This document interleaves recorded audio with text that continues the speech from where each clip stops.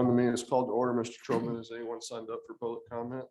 Thank you, Mr. Troman. Good morning, Ms. Gonzalez. Good morning. I understand we have 3 cases of continuing jurisdiction to consider under agenda item 3. That is correct. We do have 3 cases under agenda item 3. The first one is case number 2887618, which was voted on docket 45, and a decision was mailed on November 9th, 2021, granting the claimant's request to backdate the initial claim to June 28th, 2021.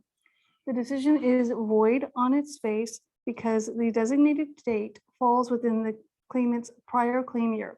Commission Appeals requests a letter of continuing jurisdiction so that the appropriate date for the initial claim may be determined. Commissioner Dimerson? I agree. Commissioner I agree. Alvarez? I agree. Agreed. Right, thank you. The second one is case number 2600372, which was addressed by the commission on November 23rd, 2021. The vote was to resubmit the case on a future docket. In error, a decision in the case was mailed on the same day. Commission Appeals is requesting a letter of continuing jurisdiction so that the case may be resubmitted to the commission. Commissioner Dimerson? I agree. Commissioner Alvarez? I agree. Mr. Chairman? Agreed. Thank you. And the last one is case number 2928569, which was voted on docket 46 on November 23rd, 2021.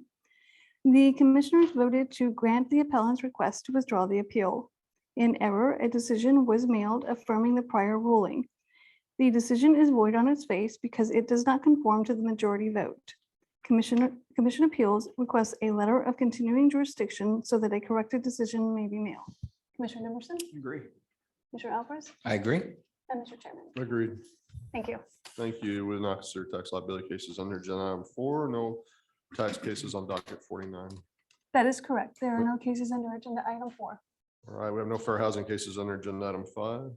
That is correct. There are no fair housing cases under agenda item 5. Let's move to agenda item 6. We have no wage claim cases on docket 49 pulled for additional discussion. That is correct. There are no pool cases under agenda item 6, wage claim cases.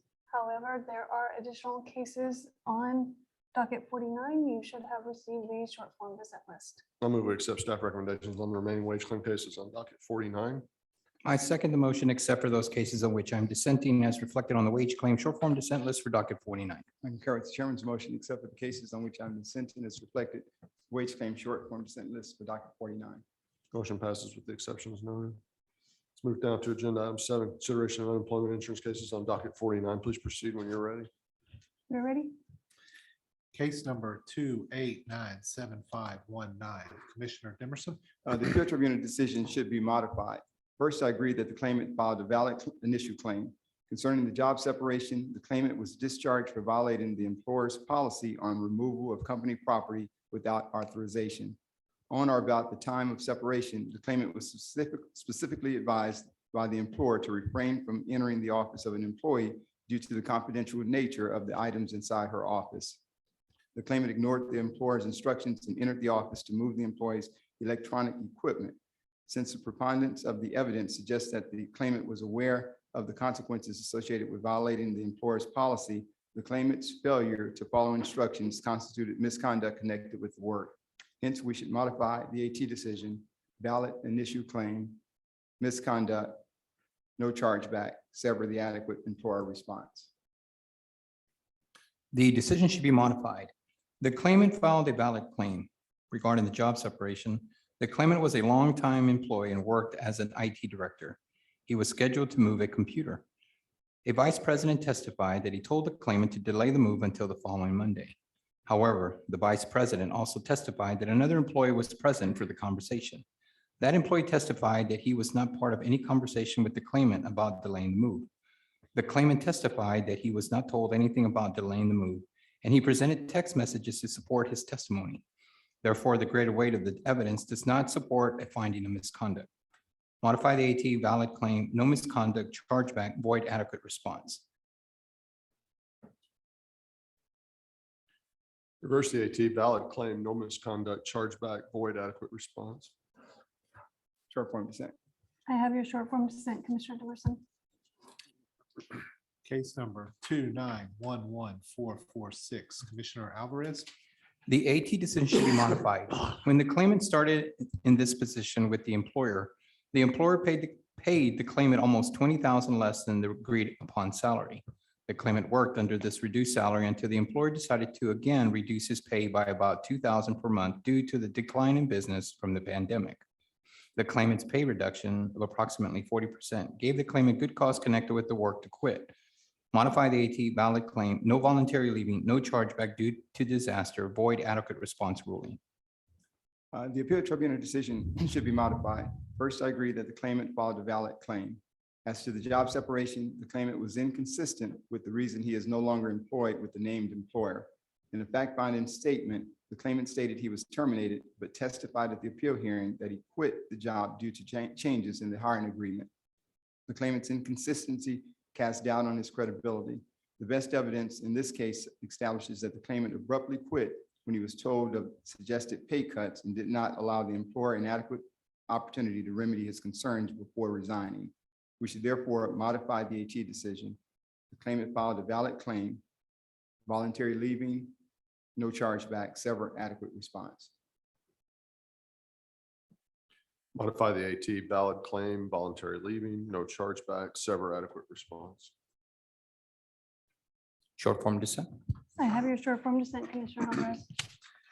Case number 2951401, Commissioner Alvarez. The decision is not supportable. The claimant was discharged for allegedly yelling and slamming a door during a disagreement. The claimant is the only party to provide firsthand testimony regarding the incident and denied engaging in the behavior. The employer has failed to provide any firsthand evidence and has failed to carry their burden. Reverse the AT, no misconduct, chargeback, void adequate response. We should modify the appeal tribunal decision. The claimant was discharged for unprofessional conduct. The employer's investigation revealed that multiple parties, 3 employees and 2 customers witnessed the final incident. This evidence, in conjunction with the claimant's statements of her own behavior, is sufficient to establish that the claimant behaved unprofessionally in the presence of customers. Since the claimant mismanaged her position of employment, we should modify the AT decision. Misconduct, no chargeback, sever the adequate response issue. Reverse the AT, no misconduct, chargeback, void adequate response. Short form dissent. I have your short form dissent, Commissioner Thank Dimerson. you. Case number 2970089, Commissioner Dimerson. The commission should grant a rehearing in this case. The claimant quit when he did not adhere to the terms of the employer's policy for reassignment. Although the claimant alleged that he contacted an individual at the employer's workplace, the record did not establish the phone number the claimant called or any other details of his attempts to contact the employer. Furthermore, the staffing specialist the claimant purportedly spoke to was not available to testify. Testimony from this witness is clearly relevant and should be considered before we render our decision in this case.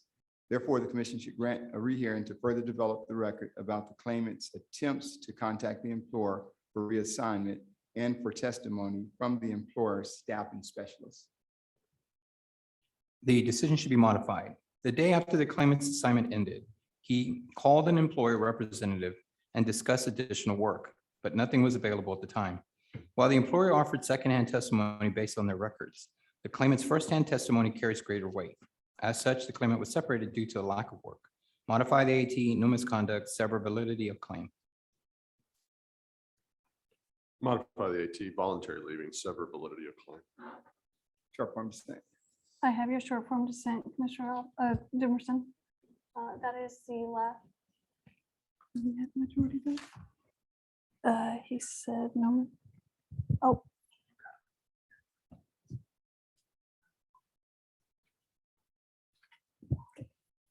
Ms. Gonzalez.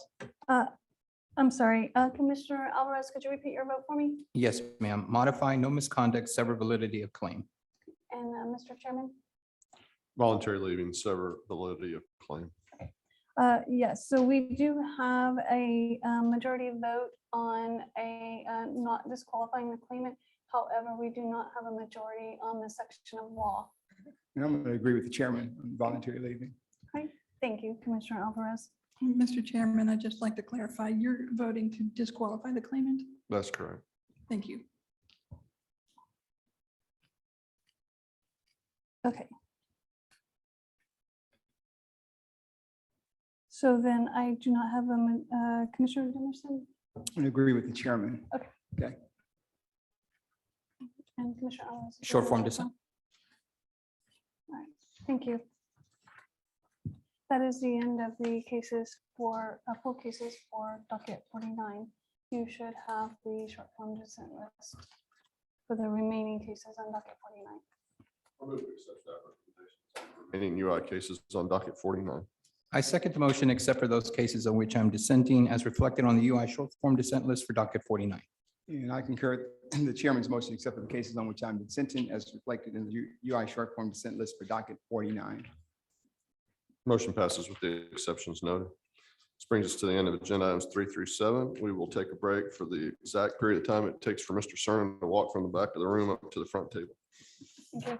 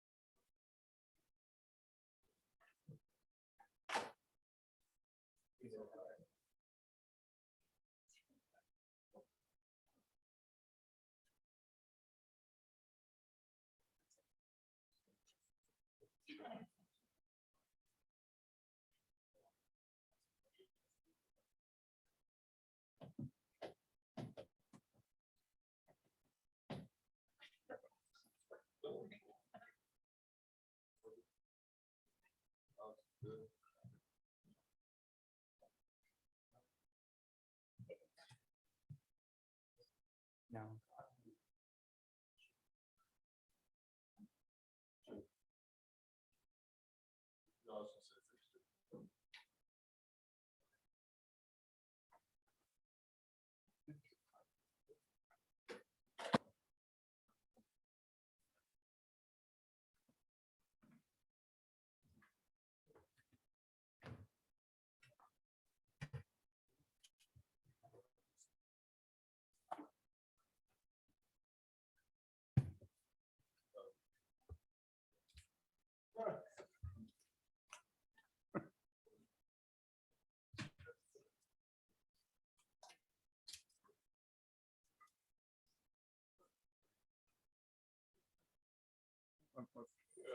My buddy Raymond drove a truck and he's always like, you need to drive my truck. Won't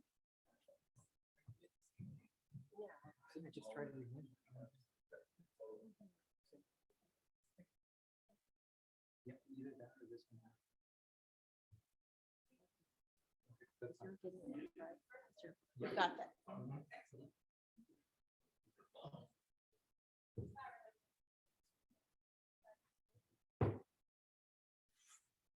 All right, this is agenda item 8, certification of community rehabilitation programs to participate in the PPD program.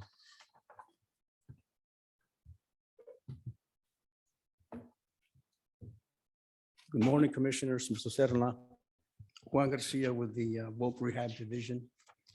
This morning, for your consideration, we have CRP recertifications and one certification.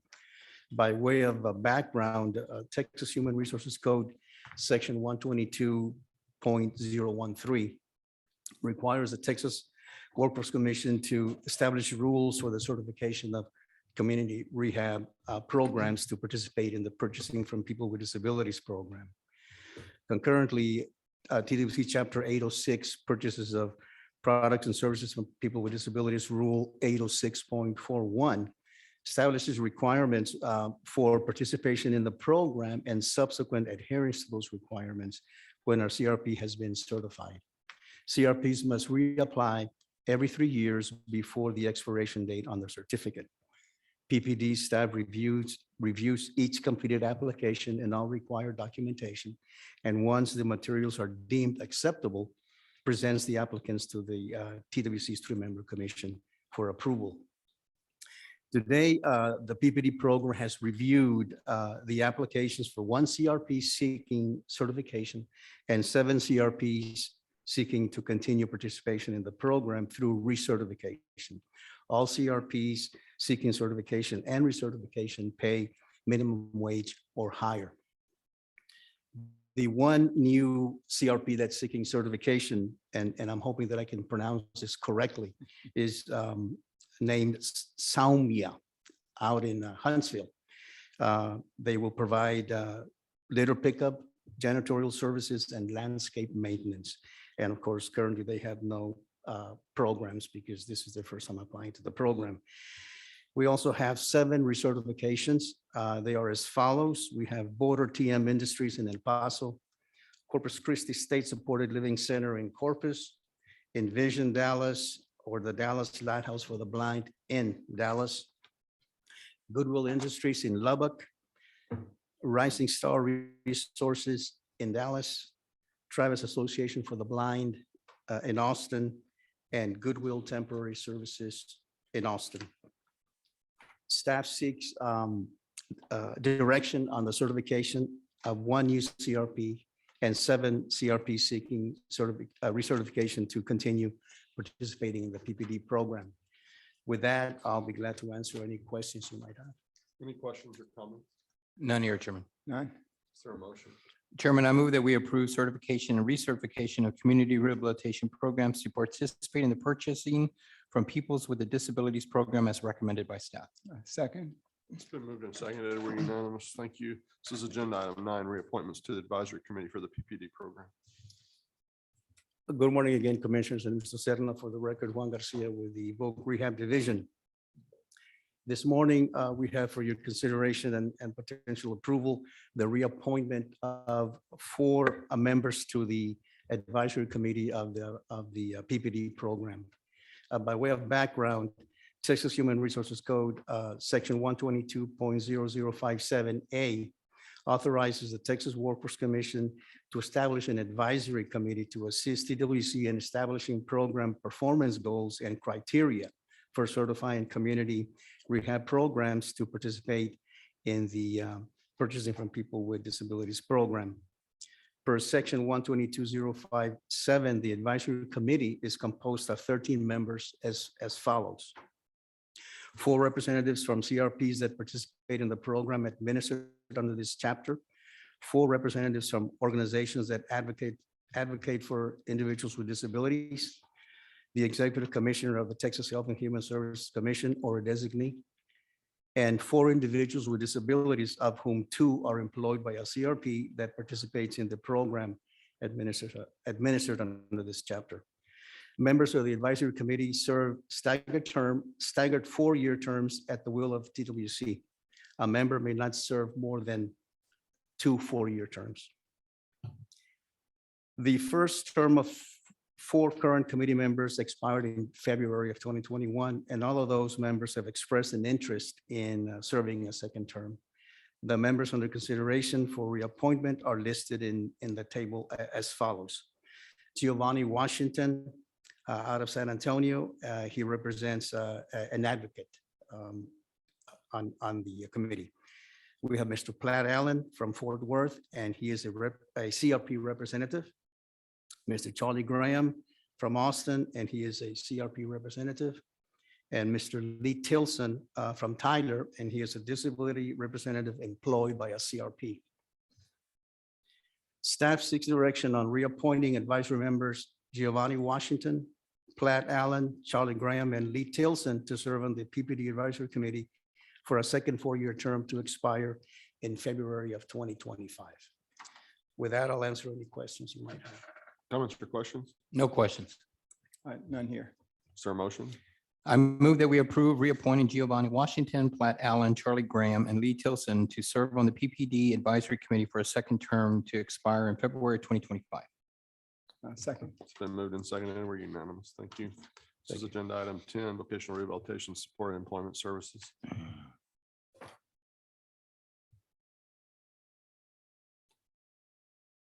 Good morning, Commissioners. Mr. Cerna, for the record, Jason Baden, Vocational Rehabilitation Division. Supported employment services are critical for VR customers with the most significant disabilities who need long-term supports to achieve and maintain competitive integrated employment.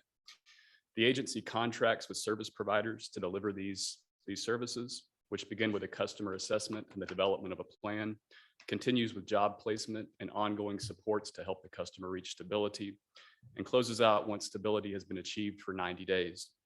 Unfortunately, since 2017, we've seen a decline in service providers who provide supported employment services, as well as a corresponding decline in the number of customers receiving these services. Reducing burden and administrative complexity have been cited as a way to ensure that we have enough service provider capacity to meet customer demand for these services. Given the need for improvements, staff convened a work group consisting of internal staff, representatives from the service provider community, and others to identify constraints related to our current service delivery model. This work group identified key improvements in 4 areas set forth in your materials. Taking into account the feedback that we received and the impact of the program, this morning staff seeks direction on amending the current policy for supported employment services, including allowing broader authorization for pre-employment assessments, allowing all employment conditions to be negotiable or non-negotiable, compensating providers for attending required meetings, modifications to the job stability and job retention benchmarks, and then finally, restructuring disability-related premiums as set forth in your materials. Commissioners, before closing, I do want to note that given the significant increase in the federal portion of the VR grant since 2017, the program has the financial ability to absorb any associated fiscal-related impact related to those decision points in front of you. That concludes my remarks, and I'm happy to answer questions. Any comments or questions? None here, Chairman. None. Thank you. Is there a motion? Chairman, I move that we approve the VR supported employment service policy amendments as discussed. Second. Been moved and seconded, and we're unanimous. Thank you. This is agenda item 11, policy concept, chapter 804, WIO eligible training providers.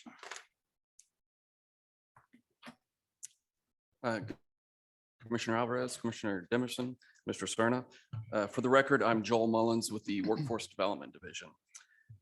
Today, for your consideration is a policy concept relating to potential rule amendments to Chapter 840, WIOA eligible training providers. Staff have identified several areas in which amendments to Chapter 840 will clarify requirements for participants, local workforce development boards, and eligible training providers. These amendments include 2 amendments to Subchapter F, Section 840.53, the acknowledgement of TWC's authority under the Family Educational Rights and Privacy Act, and immediate removal from the ETPL of previously approved programs that lose licensure. Also, 2 amendments to Subchapter G, Section 840.61 to clarify that ETPs may not impose additional costs on students funded through individual training accounts without prior consent of the board, and that boards must ensure that ETPs and participants are informed that training funds are not available unless and until the board has approved and issued the individual training account. Staff seeks direction on these amendments to Chapter 840 as discussed here today and as detailed in your meeting materials for posting for a 3-week comment period for local workforce development boards. And I'm available to answer any questions that you have. Any comments or questions? None here. Thanks, Joe. Is there a motion? I move that we approve the WIO eligible training provider policy concept as discussed. Second. It's been moved and seconded. We're unanimous. Thank Great. you. Thanip you. This is agenda item 12, apprenticeship related instruction costs study for fiscal years 2019 and 2020. Good morning, Chairman Daniel, Commissioner Alvarez, Commissioner Demerson, and Mr. Serna. For the record, Carrie Ballast, Workforce Development Division. Texas Education Code, Section 133.006B requires that at least annually, the commission shall prepare and submit to the Texas Workforce Investment Council, also known as TWIC, or to the Apprenticeship and Training Advisory Committee, as designated by TWIC, a report that includes an apprenticeship-related instruction cost study for the most recent state fiscal year. Today, staff seeks direction on approval of the apprenticeship-related instructions cost study for fiscal years 2019 through 2020, and its subsequent submission to the Texas Workforce Investment Council. This concludes my remarks. If Thank you, and I'm happy to answer your questions. Any comments or questions? None at this time, Chair. None. Do we have a motion?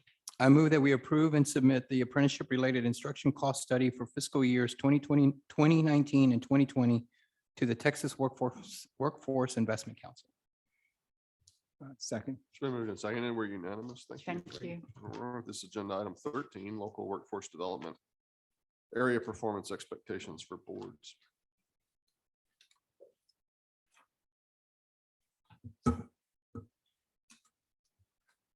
Good morning, Commissioners, Mr. Cerna. Adam Leonard from Information, Innovation, and Insight. I'm here this morning to present to you some recommendations regarding targets for the remainder of BCY 22, targets for our local boards, as well as adjustments on two measures from BCY 21 based on an analysis of changes that occurred during the pandemic that appeared to be unrelated to the services that the boards were providing. That is, we were able to look at what happened in performance, and by looking at the difference in time from when they served them to the point that the pandemic actually hit, it appeared that the relationship between indicators at exit and indicators that came 2 and 4 quarters later had changed pretty dramatically. Now, I suppose that's probably not terribly surprising to people, given the unprecedented nature of the pandemic, given the fact that in April, May, June of 2020, when this really kicked in terms of the performance impact, there was a lot of misunderstanding about the, or lack of understanding and fear about the disease. There were a lot of governmental actions that were well-meaning, but they greatly changed the unemployment insurance program. And then lastly, of course, we know that many local governments were in place looking at not mask mandates, but rather closure mandates and reductions in capacity within buildings and restaurants and such. So what we did was we looked at data over time to see typically what % of people who exit services file for unemployment insurance benefits by the second quarter after exit. And generally the number's been less than a third for the last several years until you hit this pandemic, where people who were exited and included in year 21 performance were filing for UI at much higher rates by the second quarter after exit. And of course, because of the way these measures work with the lag and everything that's in them, what we find is that 75% of the people on one of the measures had exited before the pandemic even hit. And on the other measure, the quarter 2 to quarter 4, everybody had exited. So the boards had done everything they were going to do for these people in terms of helping them with their employment or enrollment outcomes. And then things moved along for a while until suddenly everything changed. So the material has a graph that kind of really shows the change in that relationship and how the performance on the measure, especially the quarter 2 measure, had changed, and then compared to the filing of UI claims in the period following exit and the period leading up to when we actually measure for outcomes. And what we did was we were looking at this data and we found that in the first quarter, which is the quarter prior to the pandemic hitting, essentially, there was a softening of performance there in that quarter that can't really be attributed to what happened during the pandemic. And so in developing target recommendations for some adjustments, what we did was we held that quarter constant so that there is no change in expectation there. And then we made recommendations on each of the remaining quarters based on the differential in or the very high correlation between performance outcomes on the official measures and the % of people filing for UI during the measurement periods. So I just wanted to take that moment to kind of walk through this, because I realize that this is an area where questions can come up in here, and that this is not intended to reduce accountability within our system by any means, but rather to recognize that when circumstances change dramatically outside the control of whether it's our boards or adult ed grantees, that we may need to look at what would a reasonable level of performance to be achieved given those factors. And so that's what we have done here for the 21. For 22 on these exit-based measures for our career and training customers, for these same two measures, the employed enrolled quarter 2 and then employed enrolled quarters 2 through 4, we're recommending that the target be set halfway between these newly recommended 21 targets and our original 22 LAR, which was developed at a time where we did not really have enough data to understand what the pandemic was going to do. So we stair step our way back to where we kind of expected to be in 22. But on other measures where we don't have this kind of lag, we're actually looking at some changes there. So for instance, in terms of our choices program, you may remember last year, we talked about the idea of expanding the way that the measure works in order to recognize other activities that may lead to better outcomes, particularly short-term training activities and middle skills activities. We've modified the performance measure definition to account for that so that it's possible to be successful in the measure by making acceptable progress in a training program and getting your hours in that way. So that is a shift from the past, and that's meant to be more consistent with some of the direction and priorities that you all have set over the last year. This program is kind of just restarting in a way because they did not have, they were not subject to mandatory participation in the program until April of 21 by HHSC. So we're back here up and running. We have an expanded way to to reflect the impact of our program. And therefore, we're looking to kind of restart targets here at 50%, and then we'll see where it grows from future years. But when we look at the other two measures, those related to serving employers and those related to reemployment of UI claimants, what we found is that the trend for employers using our system has been going up, which is certainly a good thing because there's the opportunity for what we'll call a positive feedback loop. If more employers put more jobs in the system, that'll attract more job seekers to the system because they'll see that there's great opportunities there. If employers see more job seekers with the skills they want in the system, again, then they will use it. So we get into a virtuous cycle. So with that in mind, what we've recommended is rather than using the exact targeting methodology we've used in prior years, we instead focus on the level of performance that was recently achieved by the boards and increase that by 10%. So this would be a measure with somewhat of a stretch goal on it to see things improve compared to where we were. The trend data supports it. And again, given the issues we have heard from employers regarding finding candidates, we think that they would likely be more receptive perhaps now to using the system and taking advantage of what it has to offer and to help meet those needs of theirs. The last one, the claimant reemployment within 10 weeks, what we found is that during the last half of 21, when there was performance accountability in place, that the boards got the program up and operational again, that they were achieving levels of performance consistent with what we were seeing pre-pandemic. That is for new claimants, the percent being reemployed within 10 weeks was at pre-pandemic levels or better. And so what we've done is develop a set of targets here using the basic methodology we've always done around case mix, but in focusing on some slight improvement there. So going from a 58% kind of anchor figure to a 60%. That summarizes the recommendations I have for you. I realize it's a little bit detailed conversation, but I know that there's the potential that people might not understand. People listening might not understand some of the recommendations that we're making here, and I wanted to make sure we got that on the record. I'm happy to answer any questions you may have on this. Any comments or questions? Adam, thanks for the brief. Thanks again for the briefing as well. I'm excited to hear the uptick in the numbers for the employers looking at receiving the services.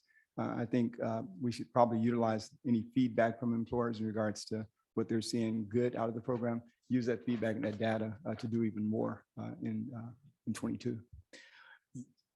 I totally agree. We have a, a variety of data-related projects underway with the local boards, one of which involves local economic development groups so that they can kind of talk about their data needs and how the system can better serve them.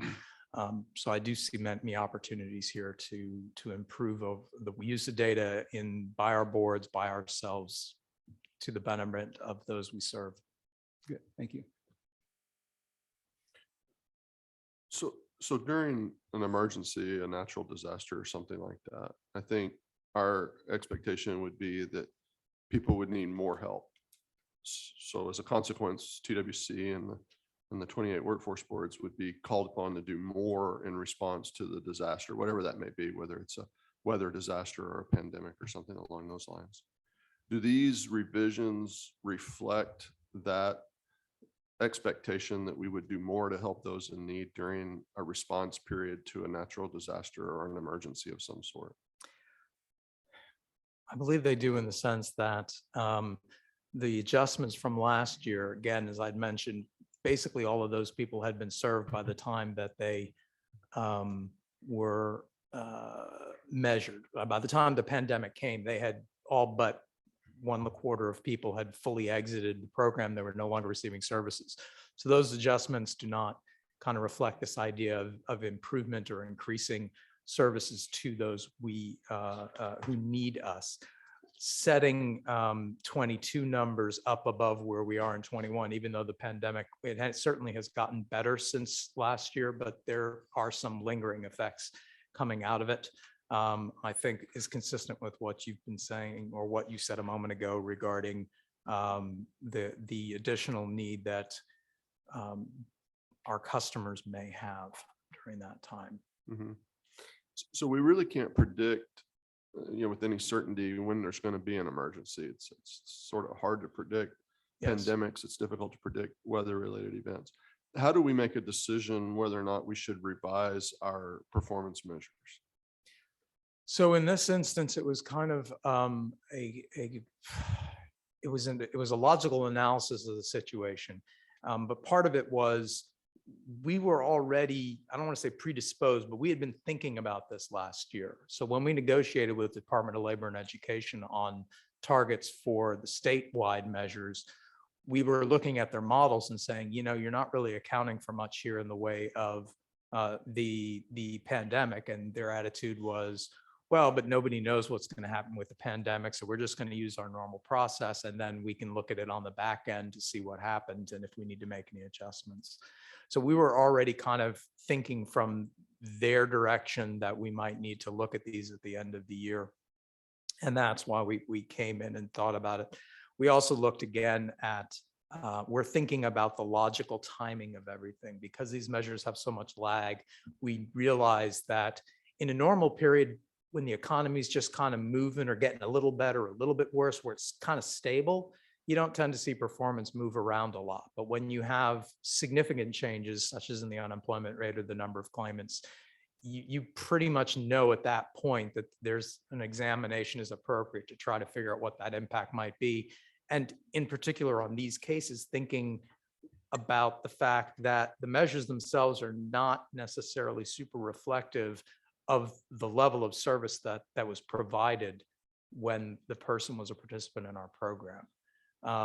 This is one of the reasons why we've been working on these alternate measures that we'll be bringing some definitions back to you here shortly, but working with the boards and others to try to come up with measures that are a little bit more meaningfully tied to the service directly and the period in which that service is being provided.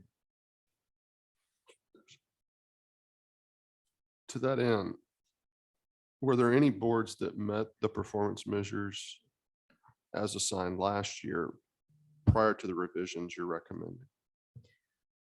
Yes, there were. That was not something that I focused on in developing this, because I wanted kind of the purity of mind that this is about the accountability and not about how many are passing or failing.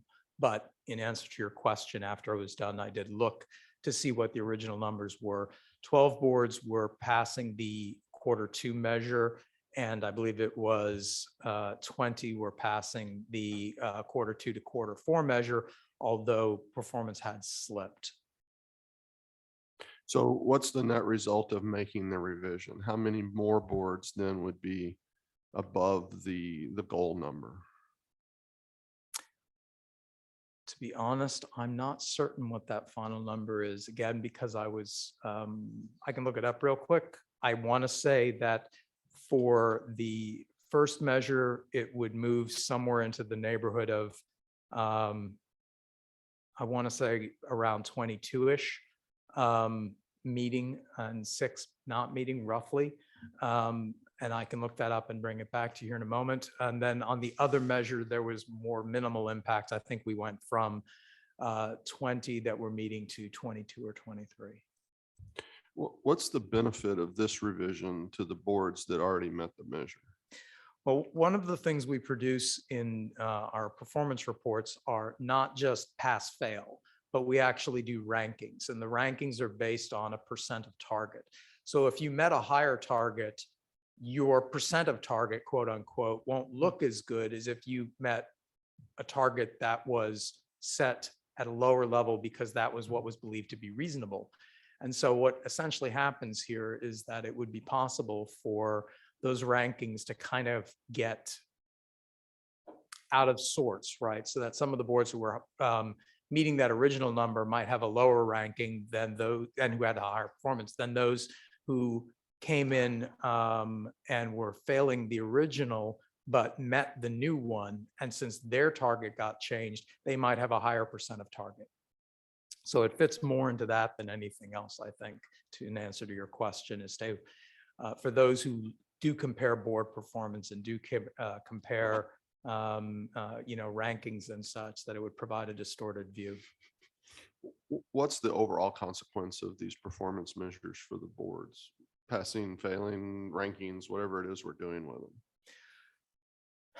So for these particular measures, these are state-defined measures, which gives us greater flexibility. I'm not an expert in exactly the consequences, and there may be workforce staff who can kind of walk through it. But more generally, I believe that an initial instance where a board is found to have not met performance and it wasn't appearing to be a very significant problem, that you might have a technical assistance plan to start with, that if that were to not result in improvement as expected, then that there would be kind of an escalating set of actions that workforce division would take with that board designed to try to improve them. And it can get to the point of sanctions and such after X steps occur. Mhm.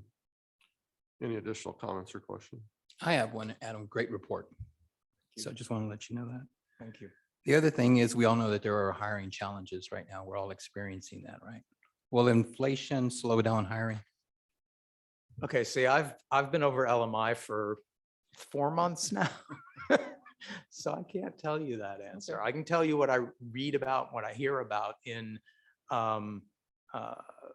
magazines and other articles and newspapers, and it does appear that there are some concerns associated with that. But of course, at the same time, we have inflation fairly high, and we're expected to hit full employment next calendar year. So it's really hard to know what's going to happen, especially since, again, this inflation is very much unlike prior inflations, right? It's driven so much by supply chain issues and a dramatic change in demand on the part of the consumer for what they want. They're not traveling as much. They're not getting experiences as much outside the house. They're doing more remodeling. They're buying more TVs and computers and things to hunker down in the house and be entertained. And so the system, worldwide system, even without the chip shortage, I don't think was prepared for that kind of shift. And that's part of the thing that's driving some of these costs up. Just wanted to stump you, Adam. Okay. Well, Good job. Good job, Adam. Just a thanks. question. No further questions, Chairman. None here. Is there a motion? Chairman, I move that we approve self-developed target methodologies to adjust BCY 2021 targets and set BCY 2022 targets as described by staff. Second. It's been moved and seconded, and the motion carries. Thank This you. is agenda item 14, program year 2021 AEL grantee targets. Again, for the record, Adam Leonard Information, Innovation, and Insight. I believe that this will be a slightly shorter conversation. You all approved a set of targets for our local grantees focused on their program year 21 funding for the numbers of people who'd be served in the three main different types of programs that they offer, which are the intensive, the IET, and just what we'll call kind of the generic basic adult education program. Last year, not all boards spent I'm sorry, boards, I always do this. Grantees spent the funding that they had available to them. There are 37 grantees. One grantee was able to spend 100% of their money.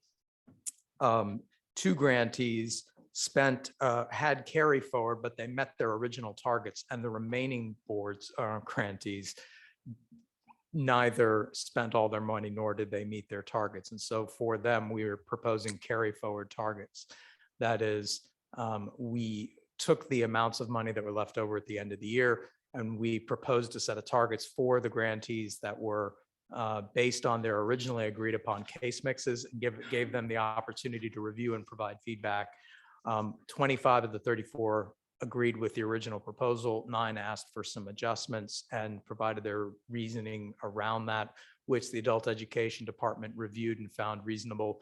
And therefore, the recommendations that we have for you today are agreed upon between staff and the local grantees. Any comments or questions? None here. None. Is there a motion? Chairman, I move that we approve the staff recommendations for program year 2021 AEL grantee carry forward targets as discussed by staff. Second.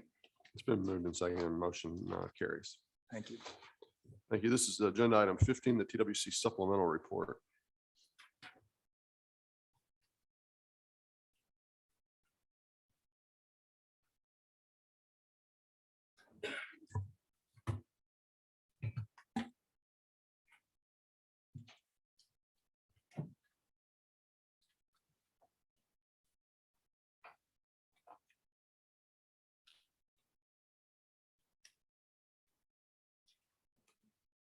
Works better when you turn it on.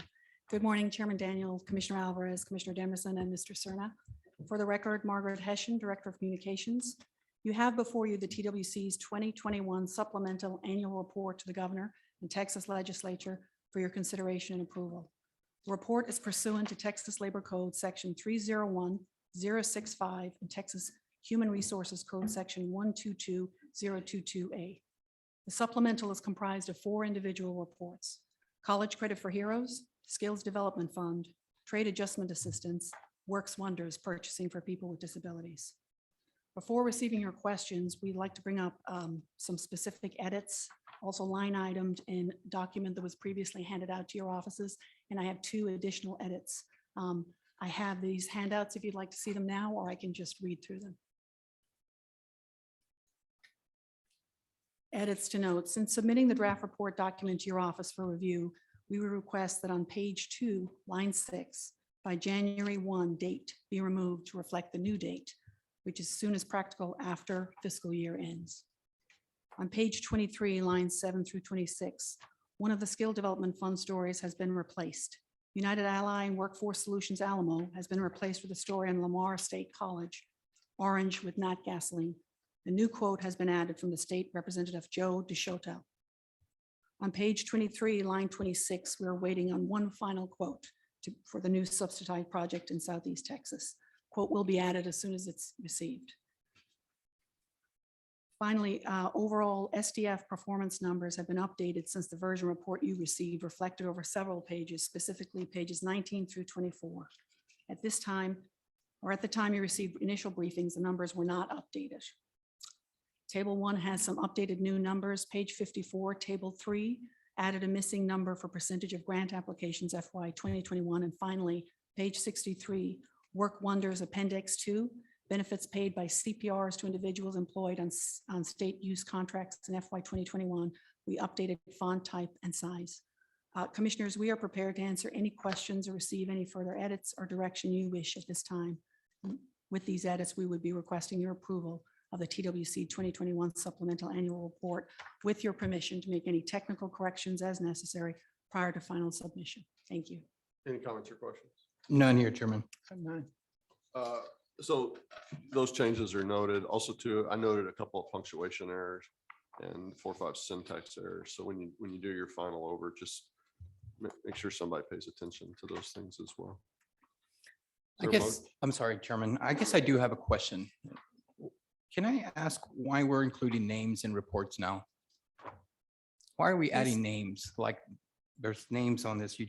I hadn't really picked that up. Now, the next item, I will reference that, but I was just curious.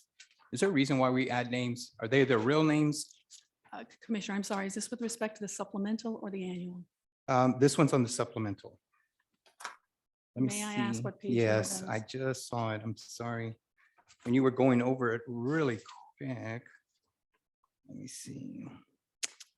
I'm sorry for that. I'm just curious.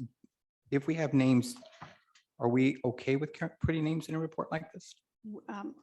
Not that I'm aware of that there's names in the supplemental. I was prepared to discuss that with the next report in the annual. Okay. Mr. Alvarez, are you referring to like the quotes, names after the Yeah, quotes? no, maybe, let me see. That's my fault. I'm sorry, Margaret. I just saw it. I could have swore I saw a name and not on a quote. When you were going through the revisions. Because there are names after the quotes, Yeah. are proposed names. I think they're not listed here, but. I'm names. okay with that.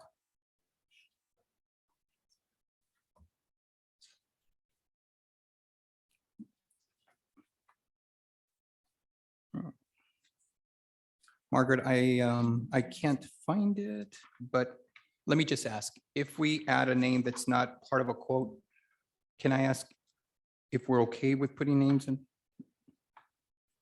Is general counsel okay with that? Commissioner, can I ask your Yes. question a different way? Sure, Your go ahead. question's Still withstanding. Are the people whose names we're using okay with us using their names in the report? That's his question with a different twist. Have we checked with them? Do we have their written permission to use their name? I think we would need to, oh, I'm sorry, Mary York, Office of Employer Initiatives. I think we would need to look at the specific instance and verify that.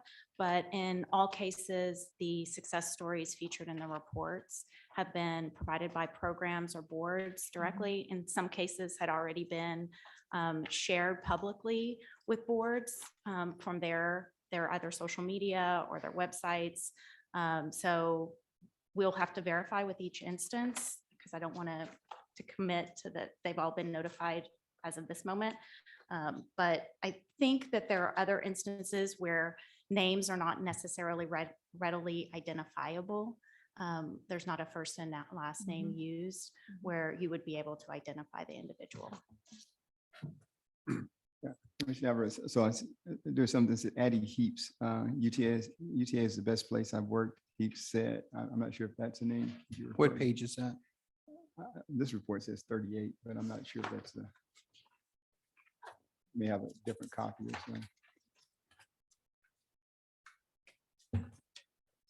Committed to excellence and dreaming big. This is one of the stories. Yeah, I mean, I don't have a problem with that. I'm just curious. We've always been instructed not to use names from the dais. Are those the real names? I noticed in some reports, they're in quotations. Does that mean that's not the real name? I just have a question. I just curious. Les Trubman, General Counsel. I certainly would echo Mary's suggestions and comments, particularly taking them on a case-by-case basis. The only other thing I would add is that in instances where it's within the context of unemployment insurance, and it may be, reflecting a claimant in that context, that we would want to also look at it through a separate lens, kind of what you're referencing on direction during docket and be even more conservative in those instances. Page 36, line 33. In addition to recruiting staff and licensed attorneys, we also had to onboard them. And this is Bree Solardi, CEO of Peak Performers. I don't know if they're in good standing. I mean, we're putting in a report that we're submitting to the governor's office. Commissioner, I need to look at last year's report. I don't believe Bob Gear is here today to talk directly to the College Credit for Heroes portion, but I believe it's similar to last year and the year Okay. prior. I'm fine. Thank you, though.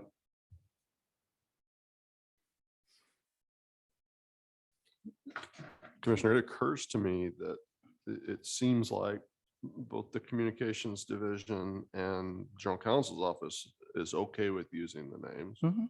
But I would suggest to you that ultimately, at least two of us need to be okay with using the names. I think that's a legitimate decision point. And I will tell you, and unless I have confirmation that these folks have been advised that their name's in there and they've given us some affirmative consent to use their name, I would be uncomfortable with using the names. So I don't know what direction you're headed with this. I'm not sure what you want to do with this, but now you know how I feel, so it may play into your decision making as well. I'm okay with this. I'm okay with the report. I'm okay with the report, but I like the chairman's comment. I mean, because I'm reading, I've read it as well, but Luis Sanchez, self-motivation and responsibility to build trust among employees.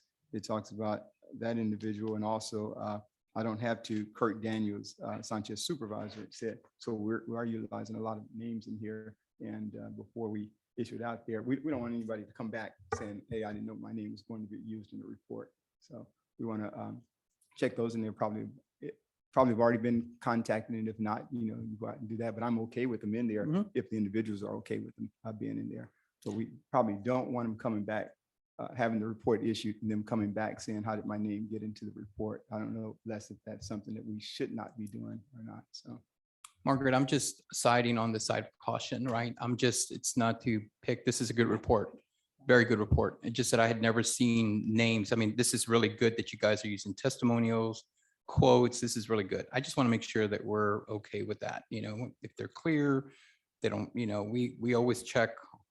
I mean, we've been very careful about referencing folks as by name. I know we're not using their last name, right? But we are identifying this as a CEO of a company. Is he still there? Is he in good standings? Is the company in good standings? I'm okay with it. I'm just letting you know that in the years that I've been here, I haven't seen it as referenced as much, but I understand this is a different report, and it's a very good report. For the record. Commissioners, I'm prepared to go back through the report, all 4 different sections, and meet with the 4 program directors who compiled the report and put it together. We facilitated it, and I will go line item by line item and find all the names of their companies or individuals and check that all of those have given approval or consent, and then come back before you all with that, if that's and I think shared with your it probably offices. will be one of those things. I know if you're asking for like feature stories and things like that, normally it's the organization providing that information. So they're normally okay with it. So I'm hoping that'll be the case in all of these. But I agree with Commissioner Alvarez and the chairman, what Commissioner Alvarez's last comments. It's good report, good information, takes us in a good direction. And I think if we're utilizing the stories here are good stories, and if the folks are okay with their names being utilized, that's a good thing. It's a good report. All right, is there a motion? Yes, Chairman, I move that we approve the supplemental annual report for submission to the governor and Texas legislature pursuant to Texas Labor Code Section 301.065C. Second. And would you be okay with me amending your motion slightly to just say to do the check on the names and do the punctuation and Sure. syntax review as well? Adding that to the amendment to check names and making sure that they're in good standings With no with the agency. objection. All right. Good. It's been moved and seconded, and we're unanimous. Thank you. This is agenda item 16, the 2021 TWC annual report to the governor and the legislature. Thank you, Commissioners. For the record, once again, Margaret Hashing, Director of Communications. You have before you for discussion TWC's 2021 draft annual report to the governor and Texas legislature. Staff are requesting commission input into the draft report that will allow staff to create a final draft report to bring back to the commission for final action at a later date, namely December 21st. Staff would intend on posting that final draft version for the public's view in advance of that December 21st meeting. The primary difference, again, between this year's report and last year's report is that this year, instead of the style we have historically produced, selected programs have been spotlighted or featured throughout in stories under each theme or chapter. Please note, Commissioners, that the content before you is a draft, possibly a good starting point, we felt, of presented collective feature stories. It's also intentionally over-inclusive in the spirit of wanting to include more options for you all to narrow down which ones you'd prefer. There are several options for feature stories provided in order for you to choose specific stories you actually wish to include or exclude in the final report. We would like to fully recognize your input and your selections and are happy to make revisions to any draft content. We are prepared to answer any questions and receive any edits or direction you wish at this time. All right. So let me tell you how I kind of see where we are with this, and then, gentlemen, let's see if we can figure out a plan of action here.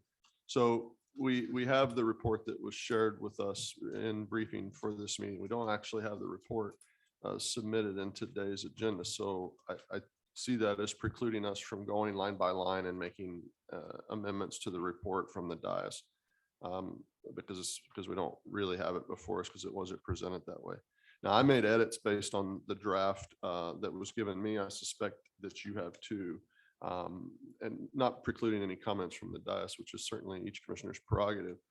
I would suggest that we give our written edits to staff. We can certainly share those in open meeting with each other if we choose to do that, and let staff reconcile those edits. Probably the general counsel's office working with the communications division. Reconcile, I mean, if there's consensus, meaning all three commissioners have recommended a change to something and it's clear that all three commissioners are in substantive agreement with that, I would say that staff should be empowered to make that edit. Where you have any one dissenting voice, in other words, perhaps there's a scenario where two commissioners have recommended a change and one has not. Well, that's not a consensus. And so I would ask you to catalog those, because we need to bring these changes back for a final vote, because if there's any kind of dissent whatsoever, we need to have a discussion on that. And we need to vote on those things individually. I think it makes more sense from an efficiency standpoint for staff to take whatever edits each commissioner would be proposing today and catalog those, reconcile those that can be reconciled, and then bring that back so we can have a pretty directed discussion about those. At that subsequent discussion, if there's new ideas, if there's things that you would like to add that you even thought of between today and then, that's all perfectly within our purview as a commission. And even today, if you want to present edits and then perhaps talk a little bit about your philosophy for the report or your direction that you'd like to see it, I mean, that's appropriate today. I'm just suggesting that it might be a lot more efficient for all of us if we let staff kind of crunch through these edits, find out where we are, and then find out what specific edits we need to take direct action on. And I don't think that gives us any limitation as to how we talk about those or edit those when we bring this back here in a couple of weeks to do that. That would be my suggestion. Certainly, I do want to hear if you have a differing thought or a different suggestion. I'm just kind of looking to squeeze some efficiency out of what can be a pretty unwieldy kind of process. You may have received some edits. I know I had provided Margaret and his office with some edits. You may have received our copy of some edits. I'm going to now have Jeanette pass the edits that we have in mind for the report. And I do agree with you, Chairman. I mean, I think they have seen a copy of the edits that we want to make are going to be highlighted in red. And we can take action the way you see fit. We're not in a hurry. I guess my question would be if Commissioner Demerson has any edits he would like to provide to the commission. Let me go ahead and distribute mine as Okay, well. perfect. Commissioner, just in the spirit of open meeting here, and we have those will be made available to staff. Mhm. If your staff needs an additional copy of those, please see Kim. She can definitely provide that for you. Yes, we'll need a copy. I think the direction that Chairman's laying out, because we have two sets of edits here, and we'll either be discussing those from the dais here or allowing staff to go back and see what matches up one way or the other, may be the most efficient way to go. And then we can have a thorough discussion at some point down the line. All right. So with no objection, we'll get these in the hands of staff. 2 weeks, reasonable, not reasonable? I don't see panic. We were supposed to be back up on the 21st. Is that The 20 what? 21st?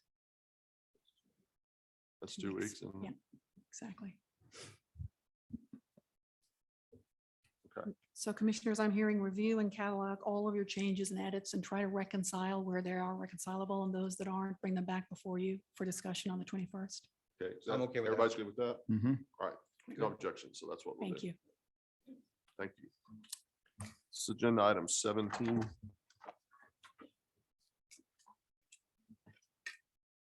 This is the most efficient title I have ever seen in my notes. It just says item 17 BCY 2022. That just sums it all up, doesn't it? This is about child care matching funds. Yes, sir. Good morning, Chairman Daniel, Commissioners, Mr. Cerna. For the record, Travis Weaver, Workforce Development Division. The Texas Workforce Commission allocates federal funding for child care services for the child care from the Child Care Development Fund to the local workforce development areas.